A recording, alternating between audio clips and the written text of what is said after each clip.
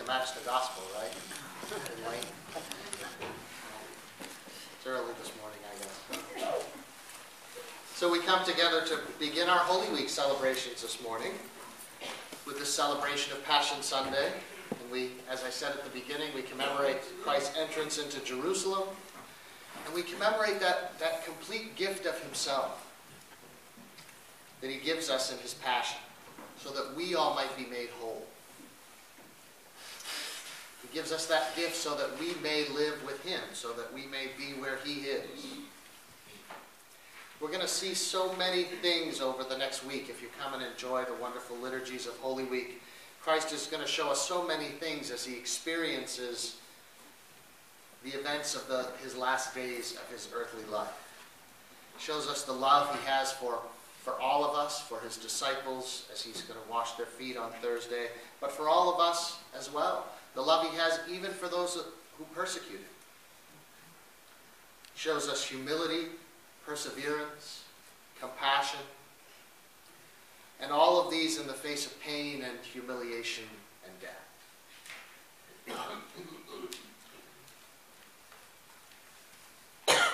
I want to talk a little bit about the good thief. I know it's just a small part of the Passion narrative in Luke, and that's the only place that he shows up. But he's still a wonderful figure for me. Legend has given him the name Dismas, although Luke doesn't name him in the Gospel. We know he's a thief. We know he's some kind of criminal. Maybe even a murderer. We know Barabbas, the Gospel tells us Barabbas is a murderer.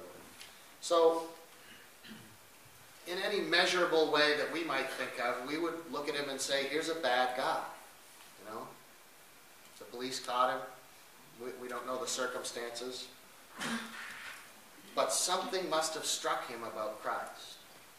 Whether it was on that way of the cross, from on his way to Calvary, as they all carried their crosses, or whether he had heard of him or seen him before he had been arrested, saw the reactions of the people at the trial.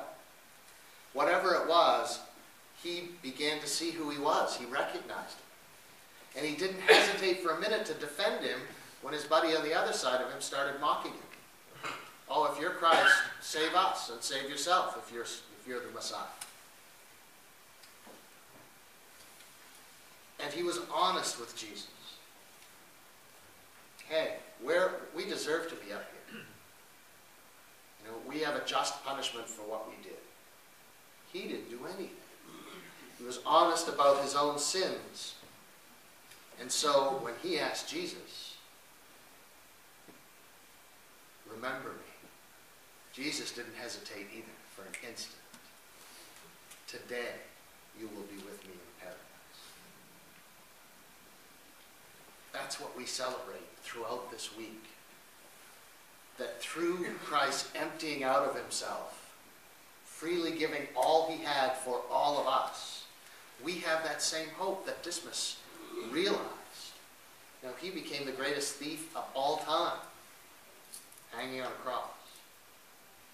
People say he stole heaven just by acknowledging Jesus and defending him and being honest about who he was.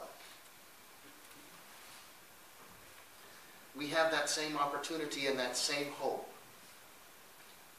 All we need to do is be honest before God, and we can look forward to hearing those same words before we leave this world. So as we go through Holy Week this year, may we be made more aware of that promise. May it sink deep into our hearts. The realization of this amazing gift that we've been given in Christ, that he emptied himself out completely for us. May he help us to let go of ourselves as well this week, an example of him. May he help us to let go of our resentments, our anger, our sorrows, our disappointments.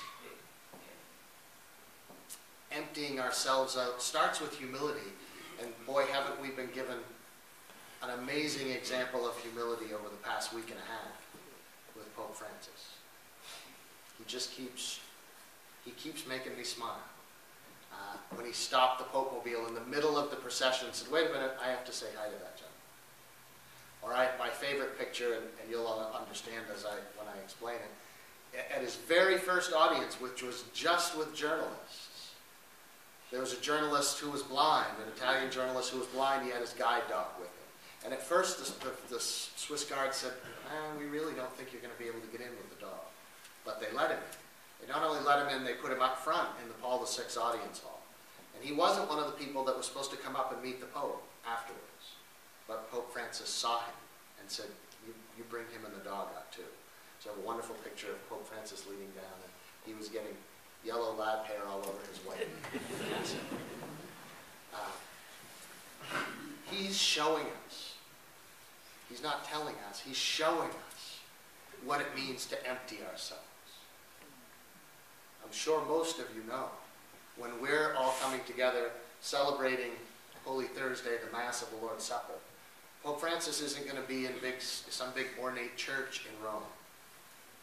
He's going to be at a juvenile detention center in Rome, washing the feet of people just like Dismas and showing them what Christ did for them. So may we take that example to heart, the example of Pope Francis, and of course the example that we're going to see Jesus give us all through this week.